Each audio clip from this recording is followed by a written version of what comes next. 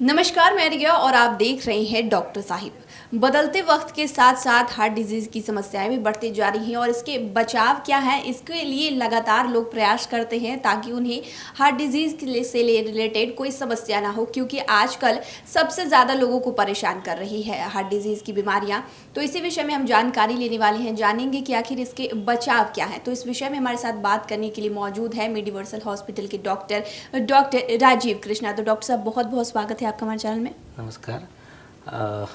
तो आज हम बात करने वाले हैं कि हार्ट डिजीज़ से बचाव आखिर क्या कर सकते हैं, बचाव के लिए क्या कर सकते हैं, क्योंकि देखा जाए तो एक हार्ट डिजीज़ से समस्या बहुत ज़्यादा, आंकड़े भी बढ़ रहे हैं, लगातार लोगों को ये ज़्यादा परेशानी हो रही है। तो इससे बचाव क्या है? इसमें सबसे पहले हम लोग को ये जानना होगा कि हार्ट डिजीज़ किस तरह के लोगों में ज़्यादा होता है।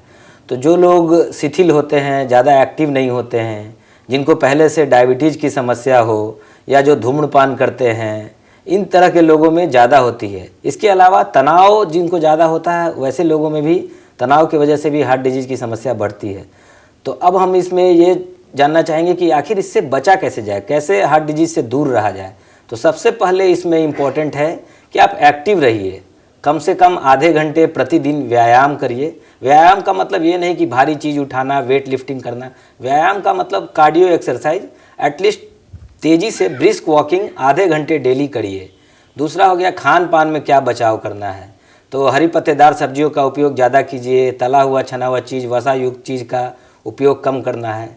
तीसरा है कि तनाव से मुक्त होना चाहिए। इसके लिए क्या करना है, मेडिटेशन करें, योगा करें और वर्क स्ट्रेस को घर पे ना लाएं। तो ये सब चीज़ें हैं जिसके थ्रू आप बचाव कर सकते हैं। दूसरा है कि आजकल यंग लोगों में भी हम लोग देखते हैं कि हार्ट डिजीज़ बढ़ रहा है। जैसे डायबिटीज़ है किसी को, तो उसको यंग एज में भी डायबिटीज़ होता है।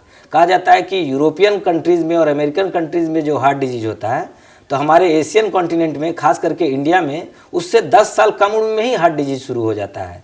तो इसके लिए है कि दिनचर्या में परिवर्तन लाना, और जो एसोसिएटेड बीमारियां हैं जैसे डायबिटीज़ है, ब्लड प्रेशर है, तो इनको नियमित उपचार होता रहना चाहिए और डायबिटीज़ का प्रॉपर कंट्रोल होना चाहिए।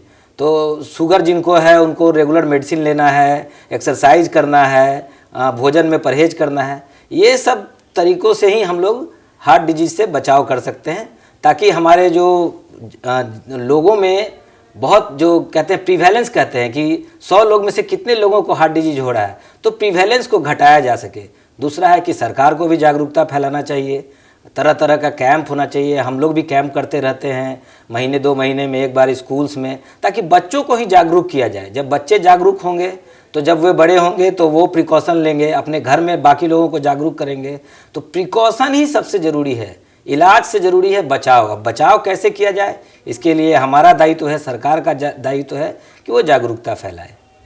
जैसा कि आपने बचाव के बारे में बताया, डायबिटीज़ के बारे में भी बताया, ऐसे बहुत से लोग हैं जो, खासकर बात अगर युवा पीढ़ी की करें, तो बहुत से लोगों को ऐसी है कि वो स्मोकिंग करते हैं और गलत आदतें भी हैं खान पान को लेकर। तो वो स्मोकर्स कैसे इसको छोड़ सकते हैं? ये सबसे बड़ा इम्पोर्टेंट चीज़ है, क्योंकि सबसे ज़्यादा हाई रिस्क में होते हैं स्मोकर्स।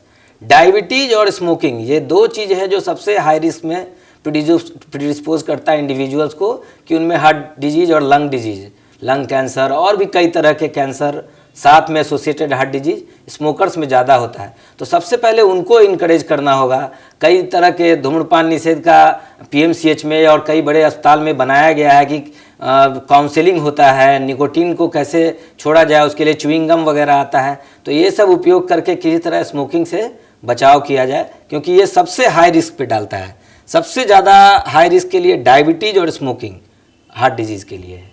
तो जैसे कि स्मोकर्स की हम बात ही कर रहे थे, तो स्मोकर्स अगर चाहें कि वो छोड़ना चाहते हैं, तो उन्हें डॉक्टर के पास वो कैसे सलाह कर सकते हैं? कि बहुत सारे लोगों को ऐसी धारणाएं भी होती हैं कि अगर वो डॉक्टर के पास जाते हैं अगर ये सब छोड़ने के लिए, तो उन्हें शर्मिंदगी भी होती है बहुत सारे लोगों को।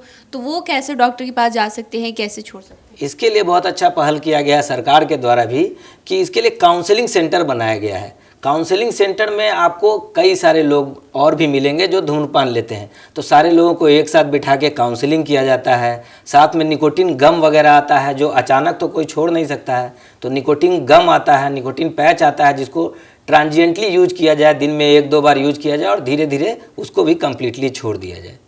तो शुक्रिया डॉक्टर साहब, जो हार्ट डिजीज़ के खतरों से कैसे बचा जाए उसके बारे में जो हमारे साथ जानकारी साझा की, उसके लिए बहुत बहुत शुक्रिया। Thank you. तो आप डॉक्टर राजीव कृष्णा को सुन रहे थे, जिन्होंने हार्ट डिजीज़ से बचाव के बारे में हमारे साथ जानकारी साझा की है। इस विषय में आप क्या सोचते हैं, हमें कमेंट कर ज़रूर बताएं। चैनल को सब्सक्राइब करें, फेसबुक पेज को लाइक करें। वीडियो देखने के लिए आपका शुक्रिया।